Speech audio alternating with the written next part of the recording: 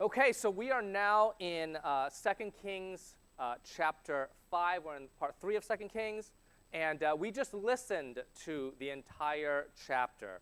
And the Arameans keep coming up, right? We heard about them in previous messages in 1 Kings. They just keep coming up, and so I just want to talk about the Arameans for a moment, right?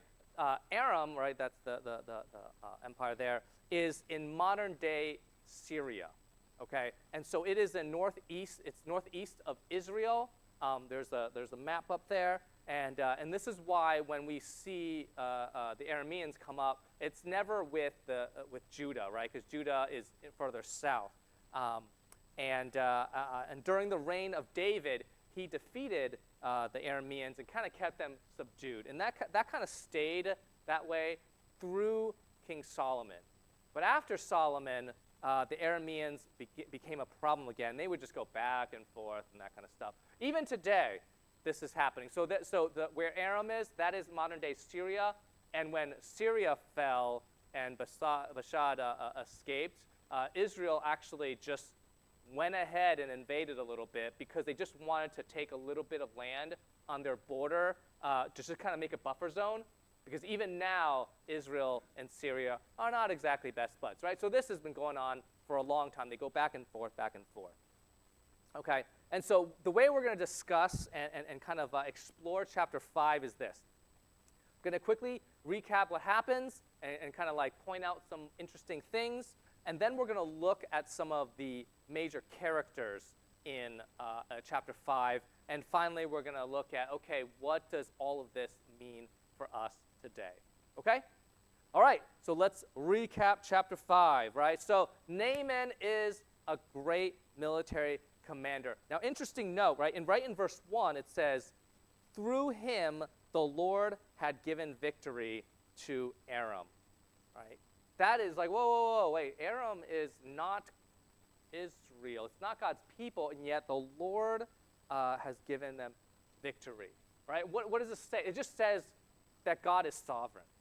Okay, God is sovereign over everything. A lot of times we have this perspective, and we kind of have this like attitude of, is God on my side? I want God on my side. Now, that's actually not the way we should be thinking about our relationship with the Lord. It should be more, am I on God's side? Right? It's subtle, but it's totally different, right? It's not about how God needs to be on my side. It's about us being on God's side. And Israel right now is in this predicament because of their disobedience to God, right? And so Naaman, he's got leprosy. And so back then, that's kind of like a death sentence. Like today, we can treat it, but back then it was a real problem. Just a note, when you see the word leprosy in the Bible, it's kind of like a catch-all term for lots of skin diseases. So we don't actually know what Naaman actually had. He had some kind of skin condition. It may not literally be leprosy because they use that for anything. Okay, not anything, like really serious skin conditions, not like acne or something. Oh, I got leprosy, right? So don't try to use that, right? Right. And but another note is Naaman's name means beautiful, which is ironic, right? So here's a guy, military commander. His name means beautiful, and now he's got this skin disease here. Okay, and then a slave girl tells Naaman's wife about Elisha. Of course, Naaman's wife tells Naaman. Naaman tells the king of Aram, and king of Aram sends Naaman to Israel. Right now, here, just pause for a moment. Okay, the king of Aram must like and value Naaman very much to be willing and to be desperate enough to go and ask Israel and the king of Israel for help. I mean, that's got to be an awkward letter he's writing. I mean, if he had ChatGPT, he would have really needed, it's like, hey, listen, I need my enemy's help. I need you to write a letter to make it, like, feel okay, like, enter. And it's like, whatever, right? And so this is awkward, right? Israel is not their friend. This is an enemy, and so the king of Aram must really value and like Naaman to be willing to kind of go to send him to Israel for help, right? And the king of Israel, when he gets this letter, just thinks this is a ploy, right? It's like you're asking me to do the impossible, so this must just be some kind of precursor so they have an excuse to attack again, because they attack all the time, because the Arameans are always bothering us, right? So that's how the king of Israel is thinking about it. Elisha hears about this and just says, hey, just send Naaman to me. And Elisha, I love this, he doesn't even meet with Naaman. You would think, it's like, okay, military commander, we're gonna meet him, have small talk, don't touch him because he got leprosy, right? And just say, hey, here's what I do. He doesn't. He just like sends a servant. Just send him. Like it's this, right? Hey, king of Israel, just send Naaman over. Hey, servant, just go meet him. Just tell him to wash 7 times. Right? It's just a weird thing that happens, and Naaman gets really mad because he's thinking, I've got this incurable disease that's gonna kill me one day, and clearly there's got to be some kind of thing that I have to do that's really fancy. Right? This is like a quest, right? I've got to go climb this mountain, find this, forbidden jewel, and then bring it back to. He's probably thinking that, and he's like, I'm ready for this. I'm a military commander. I can do whatever you ask. And so when he's given the instruction of just go wash 7 times in this river, he gets really mad about that. And of course, what we see is that he's about to go. I mean, of course, if you think about it, right? These are long trips they're taking because they're on horse and they're walking, right? So he's like, I've got to go all the way back. It's like for nothing, right? And his servants are like, hey, if he had asked you to do something really hard, you totally would have done it. We're already here. This is such an easy thing. Just do it, right? And so he's like, you're right. Let me do it. He does it. He gets healed, and he proclaims faith in God. He's so thankful. He goes back to Elisha and says, he tries to give him gifts because he just saved his life. And Elisha refuses.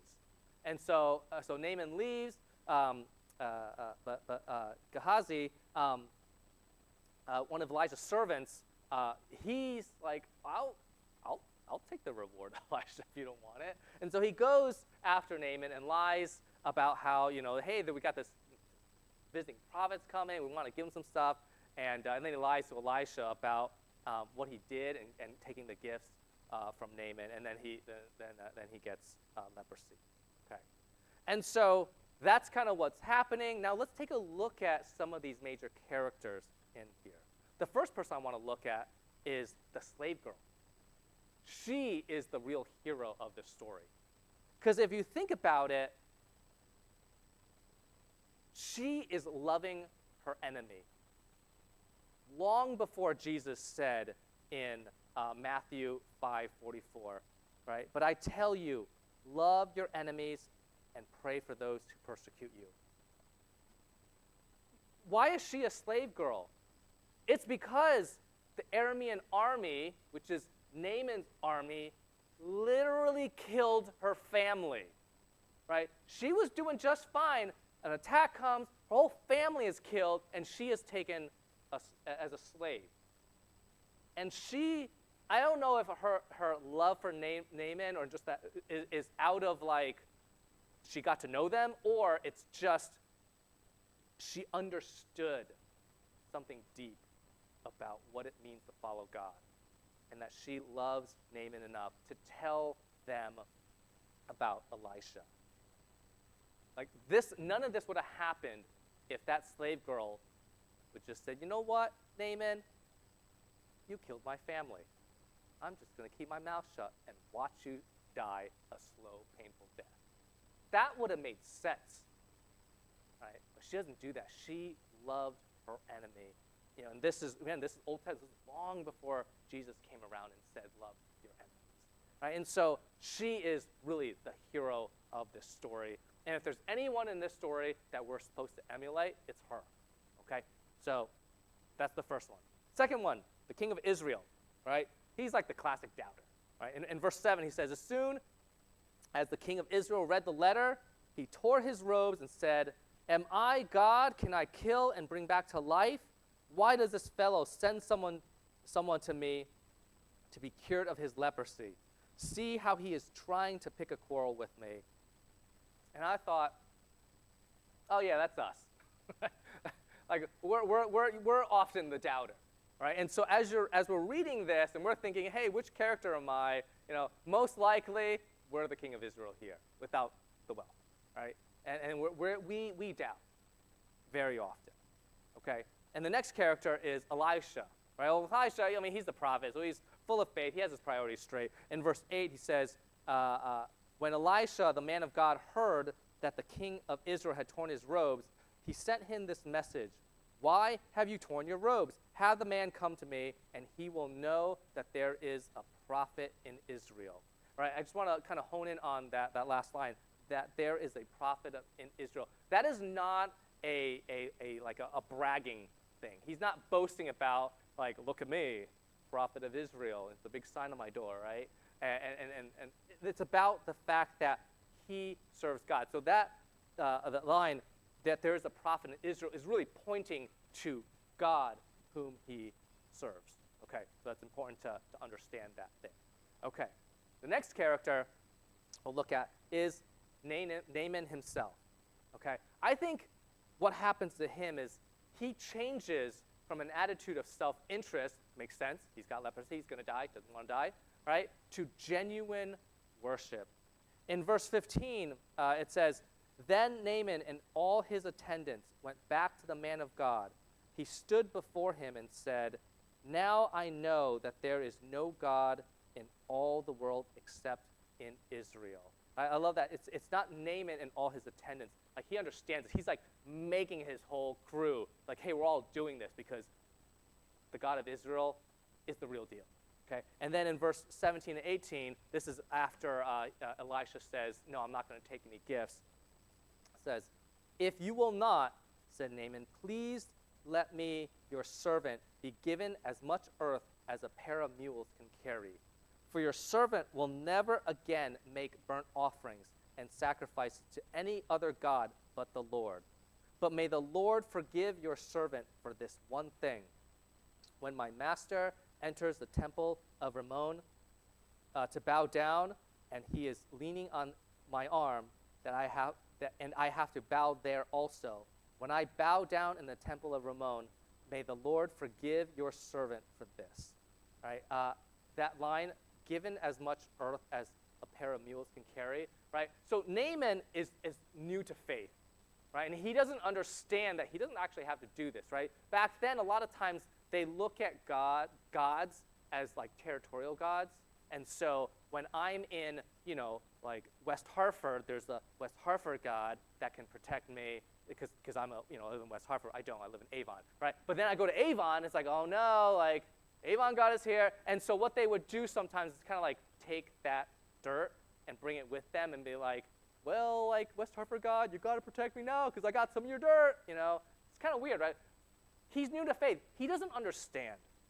But I love that he wants to do this because it appears that he wants to go back home and kind of like build some kind of altar or something so he can worship God only, right? A lot of times we think that we need to get all of our theology and doctrine right. And it's like, no, that's theology and doctrine, great, right? Because a lot of bad things happen when we have bad doctrine and theology. But, man, God just wants our hearts. And this guy, new to faith, but he is like, he's all in on the Lord, right?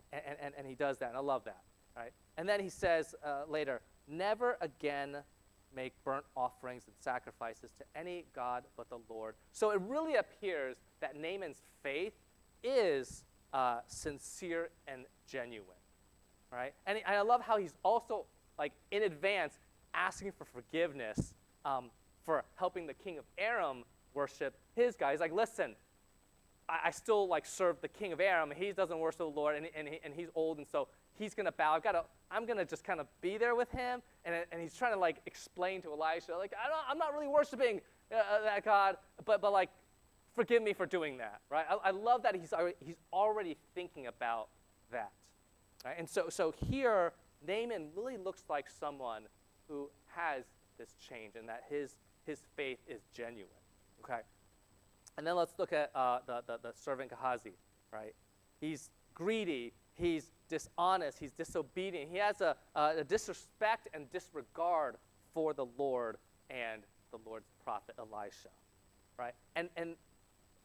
But I think he's actually a really important character here because let's just compare him with Naaman. So Gehazi, he serves Elisha. And so when you serve Elisha, remember we talked about last week that Elisha has like twice as many recorded miracles as Elijah, and Elijah is like the OG of prophets. Okay? So if you serve Elisha, you have seen God move. You have seen those miracles over and over and over again. So Gehazi has seen all this, and yet his heart is elsewhere. Right? His heart is still on, all that silver, 2 sets of clothes, which is like a big deal back then. And Naaman, who is an enemy of the Lord's people, he has killed the Lord's people. He sees God work one time in his life, and he's all in. That's an interesting comparison there. And I think sometimes those of us, like me included, like who have kind of grown up in the church, we're in proximity to the church and all that, and that whole world. We are often, our hearts are often far. Like we're in it, and yet our hearts are somewhere else. And sometimes those who have never cared about the Lord, are far from God, sometimes encounter God like one time, and they're all in. I think it really says how important our heart condition is, right? Those who should be enemies of God can quickly, if their hearts are not hard, can quickly worship the Lord and just go all in with their lives. And those of us who have kind of walked with the church and have been in the church, have been to lots of stuff like conferences and retreats and worship service, all that kind of stuff, can literally be in the presence of a body of believers worshiping, and our hearts can be far. I think that's where the Gehazi is like. That's like the comparison. That's what he's there for in this story, to kind of show us the differences. Okay? And so what does this mean for us today? I think the first thing that we got to take away from this is love your enemies. This is one of the most radical ways to live boldly for God. Because loving your enemies is not something the world does. It's not something the Christians are very good at either. We live in a crazy world where we will demonize each other for lots of crazy things, right? We will demonize each other if we have different political views. We will demonize each other if we look different. We'll demonize each other if we have a different legal status, right? That's what we do in our world today. And so I think if we were to love our enemies, that sends such a loud and bold message to the world that we love our enemies and that we are different. Right? Remember, Naaman's army literally murdered that slave girl's family, and she loved him enough to tell him about Elisha. Right? The Arameans did not worship God, and they were constantly at war with God's people. And yet, God loved them enough to heal Naaman. So I want to read Matthew 5:44 again, right? But I tell you, this is Jesus saying this, love your enemies and pray for those who persecute you. Right? If we can do that in our circles, right? Hopefully somebody doesn't really hurt your family, right? But wherever you are, you may have enemies or frenemies or people who just really annoy you. Right? Can we love them? Can we show them love? Because when we do, man, that is so different from how the world acts. That screams the gospel to the world. Okay? So love your enemies. The second one is this. Be concerned about the location of your heart. Right? Gehazi was around Elisha all day, and yet his heart wasn't in the right place. His heart was about himself. Naaman saw the Lord work once, and he had genuine faith. And so I think it's important to ask ourselves, hey, where's my heart? Not like, where's my physical heart? Where's my physical body? Am I like doing the right things? Like, am I worshiping God in a church? Do I go to church? Am I reading the Bible? That's all good. But I think the important question is, where is my heart? Is my heart in a place that really wants to worship God? Or is it in a place where it's just like, I got to go through the motions because this is what I got to do? Okay, so I think that's a really important question to ask ourselves. Where is my heart? And the last thing is this. Obedience isn't always hard, but it might be unexpected. Washing in the Jordan River 7 times isn't hard. I don't know how Naaman did it. Was he just mopey about and just going in and is like, I'm just going to go to my knees. And the servant's like, I think you got to go a little deeper, buddy. Like, maybe get to your neck. He's like, oh, maybe like dip your head. I don't know, right? Or is he like scrubbing himself? But it wasn't hard. It was just so unexpected. You know, he thought, like, what? Like, this is all I have to do? I think obedience is very similar.